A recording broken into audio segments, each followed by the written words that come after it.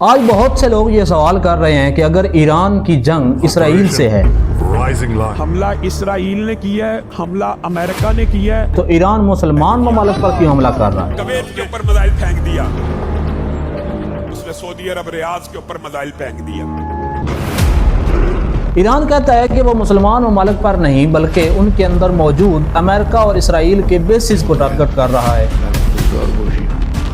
اگر یہ بات درست ہے تو سوال یہ ہے کہ آخر یہ امریکی بیسز مسلمان ممالک میں کر کیا رہے ہیں؟ اس کو سمجھنے کے لیے ہمیں پہلی جنگ عظیم تک جانا ہوگا۔ اس وقت مسلمانوں کی آخری بڑی سپر پاور سلطنت عثمانیہ بہادری سے لڑی، لیکن شکست کے بعد ہمیشہ کے لیے ختم ہو گئی۔ اس کے بعد برطانیہ نے عرب دنیا پر قبضہ کر لیا۔ چونکہ عرب عوام کسی انگریز کو اپنا حکمران نہیں مانتے تھے، اس لیے برطانیہ نے ایک خفیہ پلان بنایا۔ عرب بادشاہوں کو ظاہر میں اختیار دیا گیا لیکن اصل فوجی اور دفاعی کنٹرول اپنے پاس رکھا۔ اسی طرح عرب دنیا میں پہلی بار برطانوی فوجی بیسز قائم ہو گئے۔ پھر دوسری جنگ عظیم ورلڈ وار 2 آئی۔ برطانیہ جنگ جیت تو گیا لیکن اتنا کمزور ہو گیا کہ وہ اپنے بیسز برقرار نہ رکھ سکا اور آہستہ آہستہ عرب دنیا سے نکل گیا۔ اس کے بعد دنیا میں ایک نئی سپر پاور سامنے آئی، امریکہ۔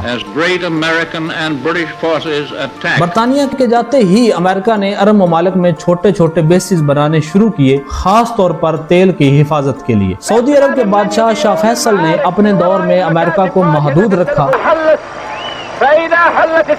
لیکن ان کی شہادت کے بعد شاہ خالد کے دور میں امریکہ کو دوبارہ موقع مل گیا۔ اصل موڑ اس وقت آیا جب صدام حسین نے ایران کے خلاف جنگ لڑی جو 8 سال تک جاری رہی۔ اس جنگ کے دوران اس نے عرب ممالک سے تقریباً $60 بلین کا قرض لیا۔ جنگ کے بعد جب قرض واپس مانگا گیا تو اس نے انکار کر دیا، جس سے دشمنی شروع ہو گئی۔ پھر کویت نے تیل کی پیداوار بڑھا کر عراق کی معیشت کو نقصان پہنچایا، جس کے جواب میں صدام حسین نے کویت پر حملہ کرنے کا فیصلہ کیا۔ حملے سے پہلے اس نے امریکہ کو بتایا اور امریکہ نے کہا کہ یہ عرب کا آپس کا مسئلہ ہے۔ آج سے تقریباً 30-35 سال پہلے صدام حسین نے کویت پر حملہ کیا اور صرف 2 دن میں پورا کویت فتح کر لیا۔ لیکن جیسے ہی کویت فتح ہوا، امریکہ نے اپنا موقف بدل لیا۔ اس نے عرب ممالک کو ڈرایا کہ صدام اب ان پر بھی حملہ کرے گا اور بدلے میں اپنی فوجی موجودگی کی اجازت لے لی۔ یوں امریکہ نے سعودی عرب، قطر، بحرین، UAE اور کویت میں اپنے بڑے بڑے بیسز قائم کیے اور صدام کو کویت سے نکال دیا۔ لیکن اس کے بعد بھی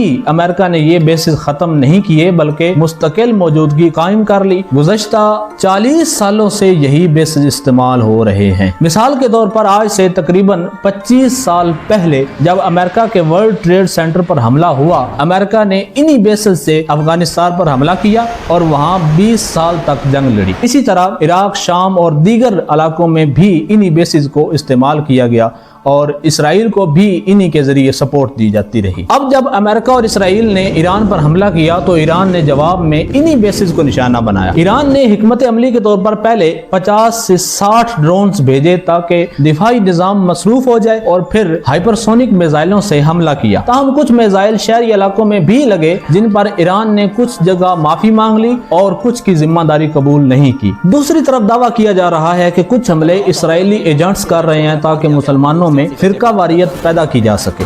اسرائیلی ایجنٹ سعودی عرب اور قطر میں بم دھماکے کرنے کی منصوبہ بندی کر رہے تھے۔ اسرائیل خلیجی ممالک کی اہمیت کو کم کرنا چاہتا ہے، جبکہ ایران کا کہنا ہے کہ بعض عمارتوں میں CIA اور موساد کے خفیہ دفاتر موجود ہیں۔ ایران کے سپریم لیڈر مجتبی خامنئی نے اعلان کیا ہے کہ جب تک مسلمان ممالک میں امریکہ کے فوجی بیس موجود رہیں گے یہ جنگ جاری رہے گی۔